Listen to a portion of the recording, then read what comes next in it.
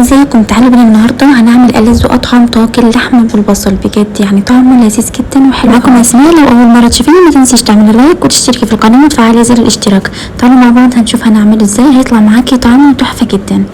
اول حاجه طبعا هنجيب هنا حله على النار تسخن كويس اهم حاجه، وهنحط معلقتين كبار من الزيت تسخن كويس اهم حاجه. قبل ما هننزل اللحمه هنحط اللحمه هنوزعها بالشكل ده. اهم حاجه الزيت يبقى سخن معاكي او السمنه علشان اللحمه ما تنزلش الميه بتاعتها. هنحط الكميه كلها بتاعتنا. طبعا في الاول هنديلها صدمه من الجنبين. اول ما تاخد صدمه من الجنب ده بعد كده على طول هنشوحها. هنقلبها من الجنب التاني. طبعا ما نقلبش فيها كتير، هي تقلبتين بس كده تاخد صدمه وتاخد لون حلو، وبعد كده طبعا بتبقى جاهزه معانا.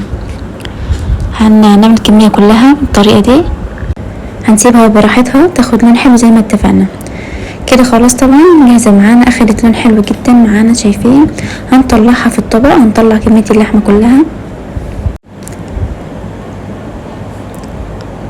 طبعا شايفين اللي اتبقى معايا من الزيت او الصوص بتاع اللحمه. هكون مقطعه 4 بصلات كبار متقطعين شرايح بالشكل ده، وهنحطهم كده في الحله. طبعا هنحط رشه ملح كده. هنقلب طبعا البصل ده لحد ما يدبل معانا كده وياخد لون حلو. هنقعد نقلب فيه كده كويس.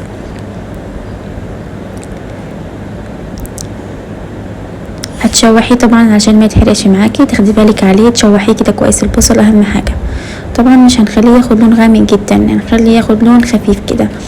هنحط هنا معلقه صغيره من الفلفل الاسود. طبعا هتظبطي الملح اهم حاجه، ونحط الملح. هنقلبها وبعد كده هنسيبها البصله تحمر معانا، بس هتقلبيها على طول من وقت للتاني علشان ما تتحرقش معاكي. هنقلب كده كويس. بعد كده اكون مجهزه 5 فصوص من الثوم متقطعين كده صغير، وهنحطهم عشان الثوم بيديكي ريحه حلوه جدا للطاجن. كده خلاص شوحت البصله جهزت معانا. طبعا اخدت لون ذهبي فاتح، ما حمرتهاش قوي. هننزل هنا باللحمه اللي احنا طلعناها هنحطها، طبعا هنسيبها تكمل تسويتها. هنقلبها بعد كده. طبعا هكون مجهزه ميه تكون سخنه علشان ما تاخدش وقت معانا. خلاص كده هنحط الميه السخنه وهنسيبها طبعا لحد ما تستوي كويس.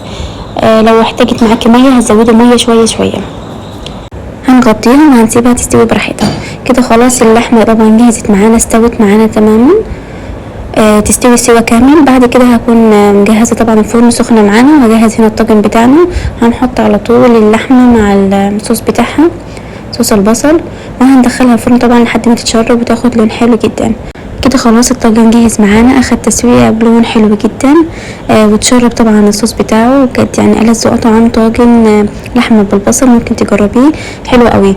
بعد كده تحطي رشه من فوق من البقدونس او الكزبره وتقدمي بألف هنا وشفا. اتمنى الفيديو يكون عجبكم. ما تنسوش تعملوا لايك وتشتركوا في القناه وتتابعونا على صفحتي على فيسبوك وبالكواي والتيك توك باسم اسماء ابو الخير. يلا باي.